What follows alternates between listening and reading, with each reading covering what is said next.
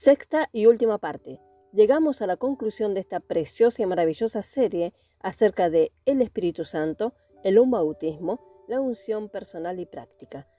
Este versículo de Juan capítulo 14, verso 26, como también el capítulo 15, verso 26, declara claramente que hay tres personalidades en la deidad, aunque los tres habitan corporalmente en el Señor Jesucristo. Colosenses capítulo 2, verso 9. El Espíritu de Cristo no es el otro consolador del que habla aquí Jesús. El Espíritu de Cristo es su propio espíritu personal, así como cada uno de nosotros tiene su propio espíritu. Por lo tanto, la severa declaración de Pablo en Romanos capítulo 8, verso 9, si alguno no tiene el Espíritu de Cristo, no es de él. Nunca se dice, si alguno no tiene el Espíritu de Dios o el Consolador, entonces no es de él. Jesús poseyó su propio espíritu durante 30 años sin tener el Espíritu Santo. Compare Lucas capítulo 3, verso 21 y 22.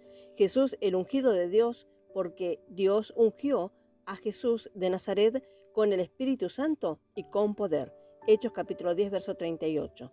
Por lo tanto, Jesús tenía a su propio espíritu llamado el Espíritu de Cristo y también el Espíritu Santo o Consolador o Espíritu de verdad. Cuando uno es salvo, tiene el Espíritu de Cristo. Dios ha enviado el Espíritu de su Hijo a vuestros corazones que clama Abba Padre, como nos dice en Gálatas capítulo 4, verso 6. Este mismo Espíritu de su Hijo es llamado el Espíritu de adopción, filiación, por el cual clamamos Abba Padre. Romanos capítulo 8, verso 15. Con este espíritu de filiación o nuestro espíritu, el Espíritu de Dios da testimonio de que somos hijos de Dios. Romanos capítulo 8, verso 16. La promesa del Padre, Lucas 24, 49, Hechos capítulo 1, verso 4, este es aquel de quien Jesús habló diciendo, ¿cuánto más vuestro Padre Celestial dará el Espíritu Santo a los que se lo pidan? Lucas capítulo 11, verso 13. Jesús es el regalo de Dios para la fe de un pecador arrepentido. El Espíritu Santo es el don del Padre para su Hijo débil. En consecuencia, Jesús dijo, aún el Espíritu de verdad, a quien el mundo no puede recibir porque no le ve ni le conoce, pero vosotros le conocéis porque mora con vosotros y estará en vosotros. Juan capítulo 14, verso 17. Si las personas ven esto claramente, dejarán de pretender haber recibido el Espíritu Santo cuando fueron salvos. ¿Cuántas personas queridas están desprovistas de la plena comunión con Jesús, desprovistas de todos sus privilegios en Cristo, desprovistas de conocer la voluntad de Dios y desprovistas de poder porque están engañadas en este punto? Pero recibiréis poder cuando haya venido sobre vosotros el Espíritu Santo, y me seréis testigos en Jerusalén, en toda Judea, en Samaria y hasta lo último de la tierra. Hechos capítulo 1, verso 8. Dicho brevemente, esto simplemente significa que aquel que ha recibido la promesa del Padre posee el poder de sufrir o hacer o declarar todo lo que el Señor le impone.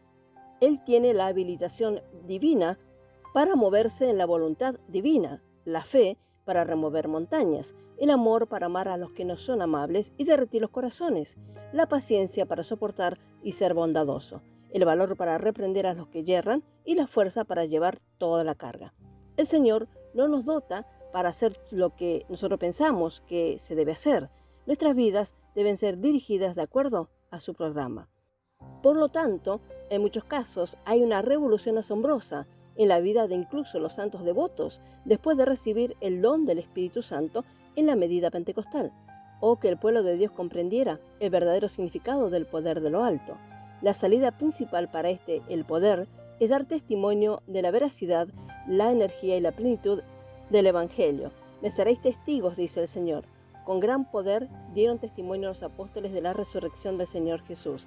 Hechos capítulo 4, verso 33.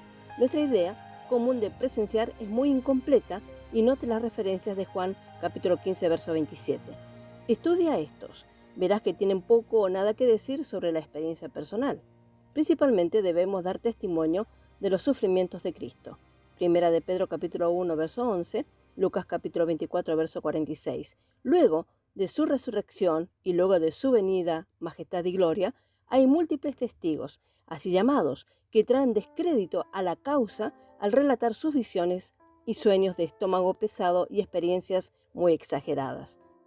Los testigos registrados en los Hechos, conocían la palabra de Dios. Luego, después de recibir el Espíritu Santo, testificaron según los escritos del Antiguo Testamento. Por supuesto, siguieron el consuelo, la instrucción, la convicción y el poder. El testimonio de la experiencia personal siempre tiene peso cuando se basa en la palabra escrita. Se sigue entonces, si nuestro testimonio ha de ser provechoso, que debemos atesorar nuestras mentes con la verdad. Luego, cuando hablamos, movidos por el Espíritu Santo, clavamos el clavo en el lugar seguro, cada vez. Segunda de Pedro capítulo 1, verso 21, Isaías capítulo 22, verso 23. Y reposará sobre él el Espíritu del Señor, Espíritu de sabiduría y de inteligencia, Espíritu de consejo y de poder, Espíritu de conocimiento y de temor del Señor. Y lo hará de entendimiento vivo, o sea, el aroma, en el temor del Señor. Isaías capítulo 11, verso 2 y 3.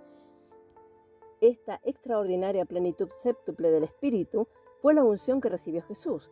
Considéralo profundamente. Recibimos el mismo Espíritu séptuple cuando somos ungidos con el Espíritu Santo. Nuestro hermano Pablo insinuó esto al decirle a Timoteo cuando fue tentado por el temor y la vergüenza.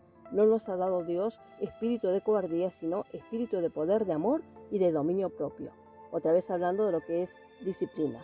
Segunda de Timoteo capítulo 1, verso 7. Toda la plenitud de Dios está en el Espíritu Santo por nosotros para su gloria. Él está en nosotros para proporcionarnos sabiduría, amor, poder o valor cuando los necesitemos, o callar cuando deberíamos estar callados. Sin duda, este es el significado de las palabras llenos de toda la plenitud de Dios en la experiencia práctica. Efesios capítulo 3, verso 19. No hay escasez, porque el que no carece habita en nosotros por la fe. Cada uno de nosotros puede decir con valentía: todo lo puedo en Cristo, que es mi fuerza o que nos fortalece, porque el Espíritu Santo nos capacita para hacerlo. Filipenses capítulo 4, verso 13. Ya hemos considerado algunos de los resultados de la presencia del Espíritu en un creyente. Las enseñanzas inevitablemente se superponen. El camino de Dios es mandato sobre mandato, renglón tras renglón, un poquito aquí y un poquito allá. Isaías capítulo 28, verso 10. Veamos varios más de estos pequeños divinos que están tan indescriptiblemente llenos de significado y poder. En aquel día sabréis que yo estoy en mi Padre y vosotros en mí y yo en vosotros. Juan capítulo 14, verso 20. ¿Qué unión trina es esta? Aquí hay tres partes misteriosamente entrelazadas entre sí. Mire cómo oró Jesús: para que todos sean uno, como tú, oh Padre, en mí y yo en ti, para que también ellos sean uno en nosotros, yo en ellos y tú en mí, para que sean perfeccionados en uno. Juan capítulo 17, versos 21 y 23. Qué maravilloso. Antes de pedir esto al Padre, había declarado a los discípulos que así debía ser. Por lo tanto, es una locura que oremos por la unidad del pueblo de Dios. Ya son uno con el otro, porque son uno con el Hijo, que es maravillosamente uno con ellos y con el Padre. Darnos a conocer estos hechos trascendentales fue la primera obra del Espíritu al venir del cielo. ¿Dónde está entonces el creyente? En Cristo. Vosotros en mí. ¿Dónde está Cristo? En nosotros, yo en ti. Este fue el gran tema de Pablo. En cuanto a la experiencia personal, Cristo está en nosotros por el nuevo nacimiento, pero por la unción con el Espíritu Santo sabemos que Él está en nosotros. Entonces, mientras andamos en el Espíritu por la palabra, Cristo es formado en nosotros. Galatas capítulo 4, verso 19. En todas las cosas crecemos en Él, quien es la cabeza, el ungido. Ya no somos niños zarandeados y arrastrados por todo viento de enseñanza o doctrina. Efesios capítulo 4, versos 14 y 15. ¿Quién no recibiría y se rendiría al Espíritu Santo? ¿Quién no cortejaría fervientemente su presencia permanente y gustosamente se rendiría a hablar en otras lenguas en lugar de perderse todo esto?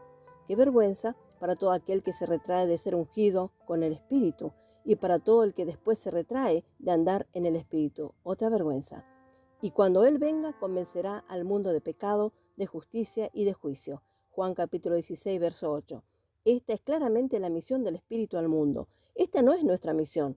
El nuestro es dar testimonio de Jesús. Es la obra del Espíritu reprobar, condenar o convencer al mundo. No presumamos de hacer su obra. ¿De qué pecado en particular Él nos convence? De pecado porque no creen en mí, como dice el Señor. La gente reprende a otros por ciertos actos. Cristo quitó nuestros pecados por su muerte. Por lo tanto, el Espíritu no trata con los pecados o la impiedad de los hombres. Él tiene delante de ellos a aquel que murió por ellos. Los hombres saben que son pecadores. El Espíritu los convence por tratar de ser morales y civiles, por tratar de mejorar o salvarse. y en consecuencia por rechazar el único camino de salvación que es Cristo mismo. El Espíritu también convence de justicia, a saber que no hay justicia fuera del Santo Hijo de Dios. Su justicia fue probada por su resurrección y ascensión al Padre, como aquí dice, de justicia porque voy al Padre. Luego convence de juicio. La muerte de Jesús significó el juicio de Satanás, el príncipe de este mundo, porque introdujo y desarrolló el pecado en el mundo. Para los hombres ver esto es ver lo terrible del pecado, y por su vergonzosa maldad fue juzgada en la muerte de Cristo, porque son siervos del diablo. Si no aceptan a Cristo como Salvador, el juicio final es inevitable y justo, y no pueden tener nada menos que su parte en el lago de fuego con el diablo y sus ángeles. Mateo 25:41 y Apocalipsis capítulo 21, verso 8. Cuando Jesús hubo dicho a sus queridos discípulos todas estas cosas preciosas acerca del advenimiento y la presencia del Espíritu Santo, añadió: aún tengo muchas cosas que deciros, pero ahora no las podéis sobrellevar. No nos detengamos aquí con el desaliento, pero anotemos y creamos lo siguiente. Pero cuando Él, el Espíritu de verdad, Él os guiará a toda la verdad. Juan capítulo 16, versos 12 y 13. Gracias al Señor por la exposición de la palabra de Dios que alumbra.